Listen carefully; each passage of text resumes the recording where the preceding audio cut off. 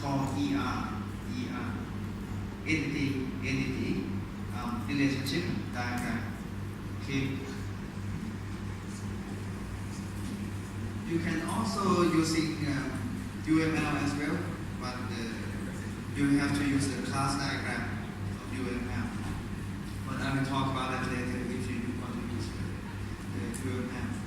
This figure, the 7.1, is the figure where all the processes has been shown. The first one, I would say that we always start with the mini world. The mini world is not the real world, it's a part of the world that you would like to capture into your database systems.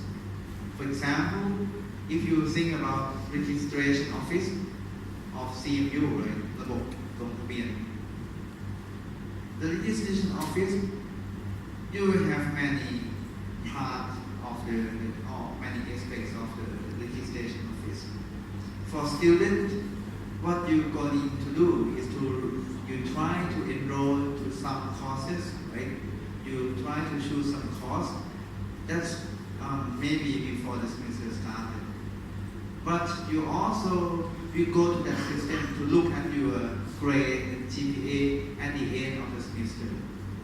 But for professor might have to look at how their advising performs each semester.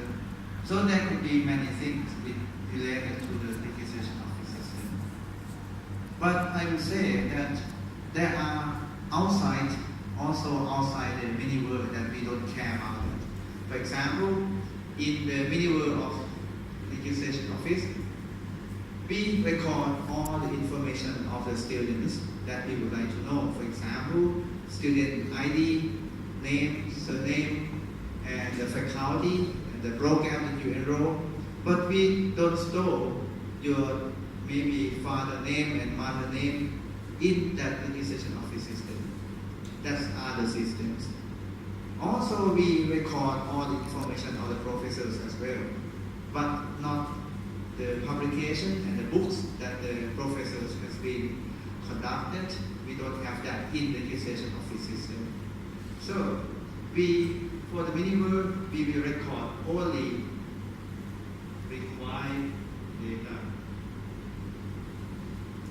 The requirement is from that system. So, if the objective of the system is about to enrollment, checking grade, and seeing the performance, so we record all the required data.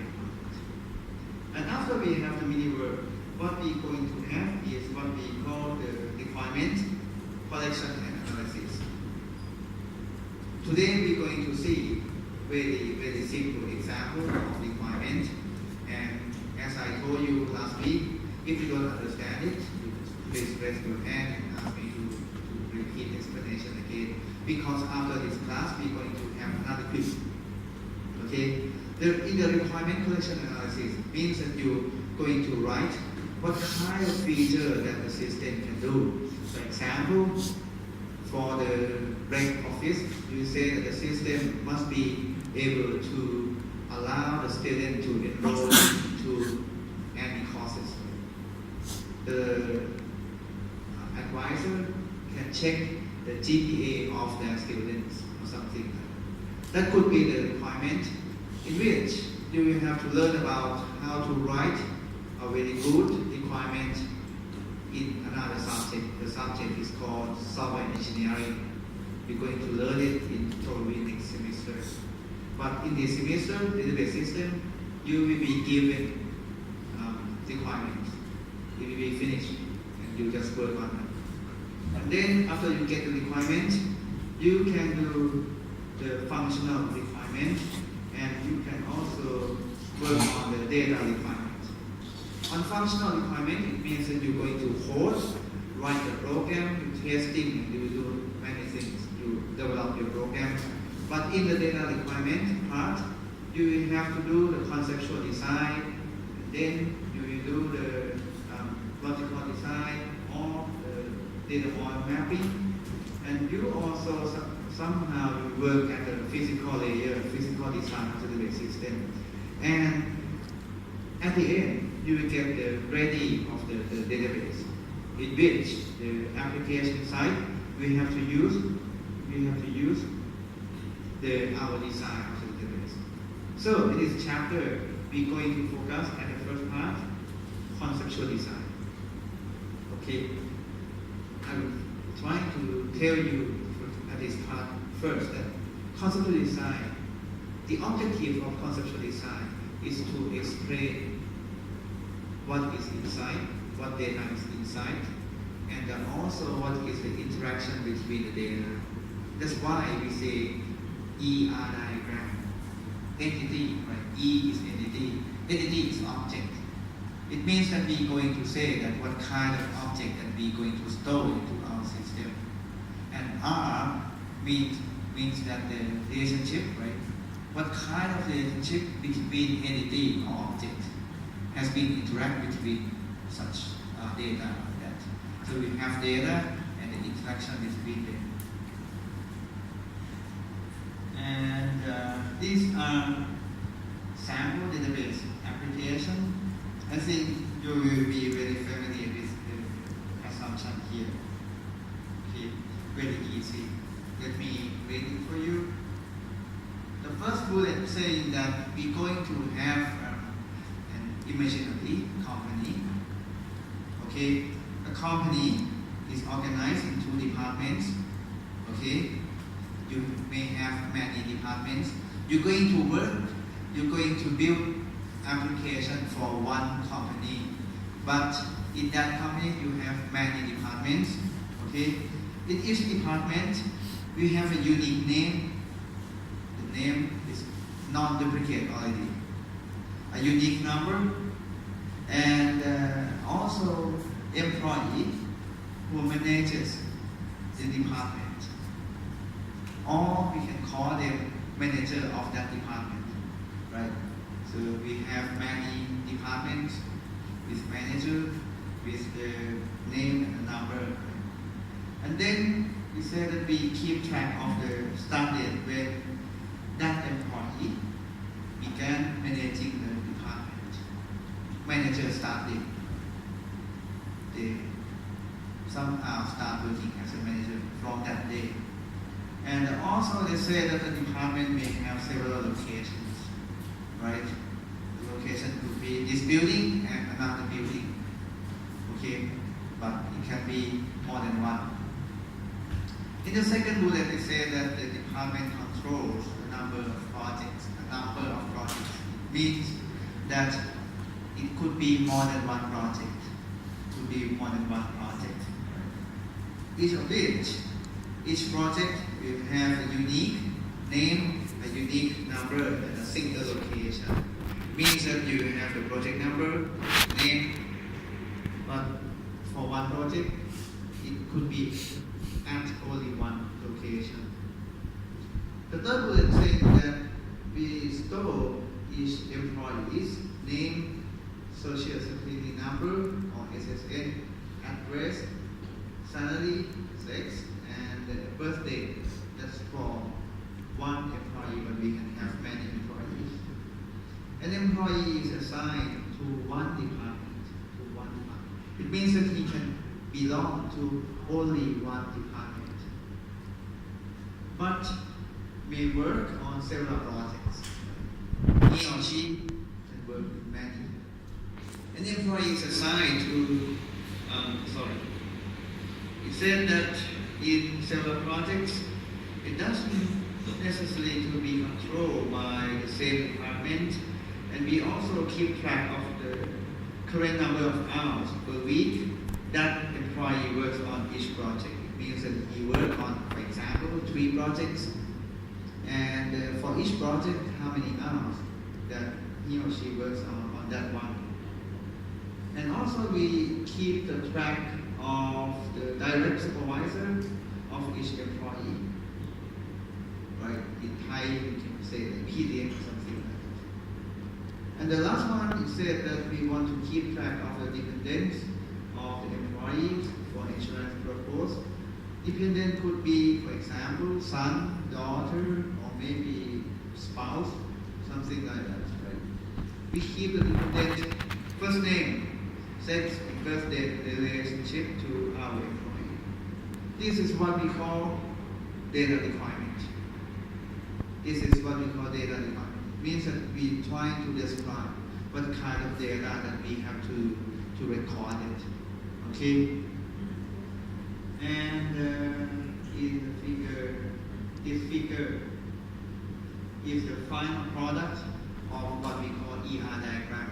It means that from the description that I just read it to you, you have to write this diagram. Okay, you have to write this diagram. And in the exam, started from midterm exam, you will be given data requirement. And you will be asked to draw this kind of diagram. This is not developer work. I mean, someone who are very good at coding might not be good at this. To draw this diagram, you will have to read the data requirement very carefully. You will have to express your understanding into the diagram.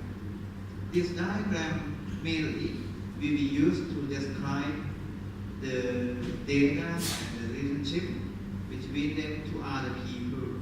I will say that this diagram purpose is for communication. Okay, what you cannot do with this diagram is you cannot have the flow chart in this diagram. This is not flow chart. This is not the sequence of the working somehow. This is just a diagram to show the data and their relationship. Okay? Let us see. Okay? For the first part of that, 7.3 that I'm going to cover today. 7.3 is saying we describe you about the entity types, entity sets, attributes, and keys. Okay? The first part of the ER diagram, or the E, right, of the ER, is entity. It said here that the basic object of the ER model represents entity, which is a thing or the object in the real world. Okay? If you look at the data requirement, the company, what you're going to think about that is, okay, in that data requirement, you will have employees, right? You will have employees. You will have at least department, right? This kind of thing, which is the real thing that you can touch, you can describe it easily. That's your object or your entity. Okay. In the registration office as well, you will have student as your entity, right? One student is one entity. In the same way, one employee is one entity. Okay? And I would say that an entity may be an object with a physical existence, right? A person, a car, house, and employee, or something. Or it could be the object that represents the concept, for example, a university course, project, department, or something like that. And in each entity, we have attributes. The attributes will be used to describe the entity. Okay? If I say that, okay, one student, if I try to identify which student I'm talking about, I will say, okay, the student with the student ID is what number, or I will say that, okay, the student with the first name and the last name somehow, right? That's how you describe the object or entity. So to describe, we need attribute. Okay. For example, in our example, an employee entity may be described by employee names, employee age, address, salary, and job. Right? A particular entity type will have the same set of the attributes. Okay. In figure 7.3, we have one entity E1, right? E1, which if we try to describe him, his name is John Smith, right? His address is at Kirby, Texas, and at age 55, and the home phone is this number. That's one entity. And C1 is a company. The name of the company is Sunco Oil and Houston, and the president is John Smith. Right? This is what we call entity and attribute. And I would say that there are several types of the attributes. If you try to think about that, we have what we call simple attribute versus the composite attribute. Okay, let's have a look.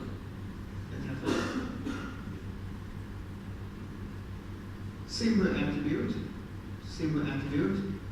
is an atomic attribute. Atomic is from the atom, right? In physics, you cannot divide atom, right? It's the smallest that you can get. So the simple attribute is an attribute that you cannot divide it into parts. Okay? For example, if you have first name John, right? You cannot divide it like this. Somehow you can divide it, but after you try to make it into many parts, the meaning is not the same anymore. Between the name John, J-O-H-N, but comparing with the J-O one part and H-N another part, the meaning are not the same. So John as a first name is a simple attribute. You cannot divide it. But the composite attribute, for example, address, you can say that if you say address, you can divide it into many parts, and the small part still have some sense somehow. For example, you can divide the address into street address, which composed of the numbers and the street and the prime number, and the city part and the state part and the zip part or the postal code part. Right? This is what we call composite attribute. Okay. And you can also compare and make some sense between the single value attribute and versus the multi-value attribute. Okay. Let's think about cars. Right? Cars. If I ask you, what color is your car? Sometimes you can answer very easy. Okay, my car is white. My car is black, or something like that. But sometimes there are some colors on your car, there are not only one color. This part is black, and another part of the car is white. So you can say that your car is also black and also white. In this case, you can say that your attribute is multi-value attribute. Another example that you can think about the multi-value attribute is degree, right? People can have more than one degree. If you think about that, you may have the degree from your primary school, and you can have the degree from your high school, right? And then if you finish here, you have a degree, bachelor degree. You study further, you can have the master degree and so on.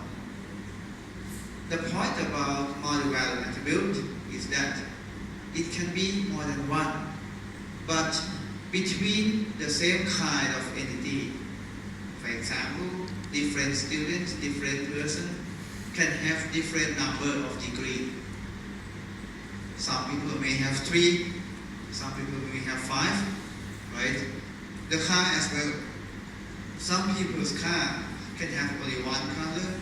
Some people may have 3 colors, right? So this is the idea about attribute. And Then after you know the concept of entity, you will have to group the entity into entity type. Okay? If you look at this picture, you can see we have employee number 1, John Smith, age 55, 80K salary. The second one, E2, the employee's name is Fred Brown, right? 44 years old and 30K salary. E3, Judy Clark, right? 25 years old and 20K salary. So you will have 3 employees. 1 employee is 1 entity.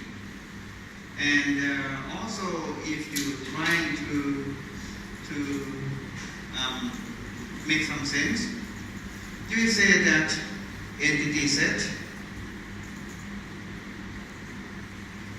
call employee. Okay, is a set of E1, E2, and E3.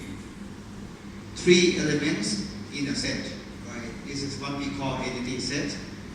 And entity in one set, we have the same attribute. So this part is name. This part is age. And the last part would be salary. Okay, if you say that 3 parts like this,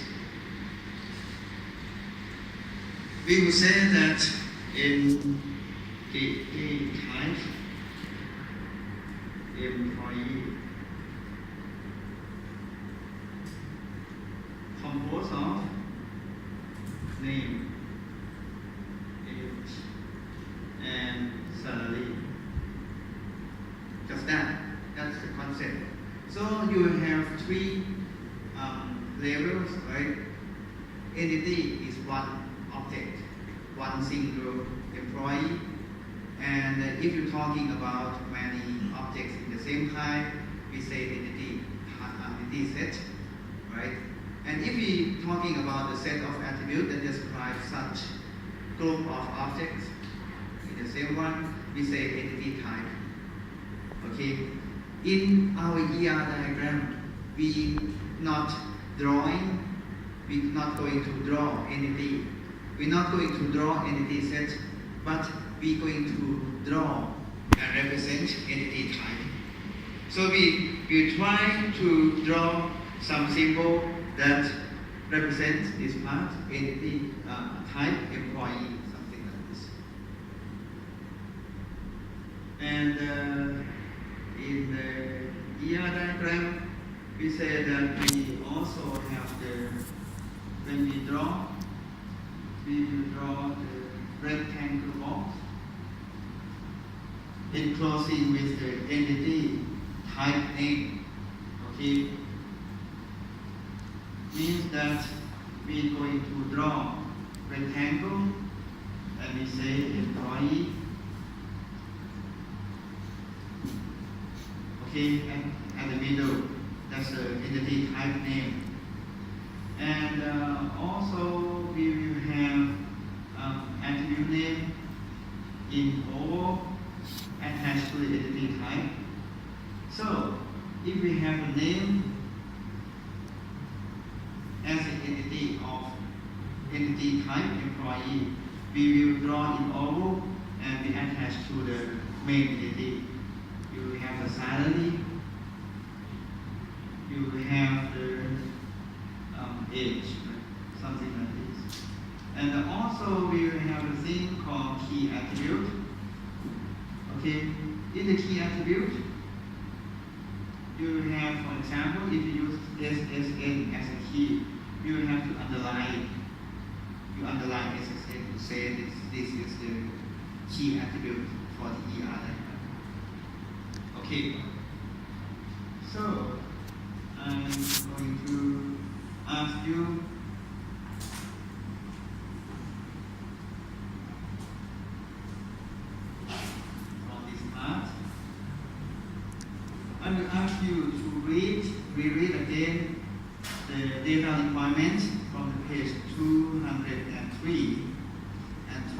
to draw the entity in ER diagram. Okay? I'm not going to mark on the instructor, the question. Please group in three students. You work together and close your book. Open just this one, okay? Because the solution is in the next page.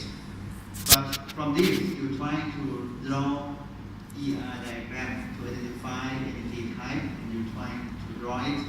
I will give you 15 minutes on this. เอาเลยครับทำอะไรครับไม่ตรวจไม่ให้คะแนนนะครับลองทำครับไม่มีผิดคือตอนนี้ก็พยายามทำให้ถูกอ่ะ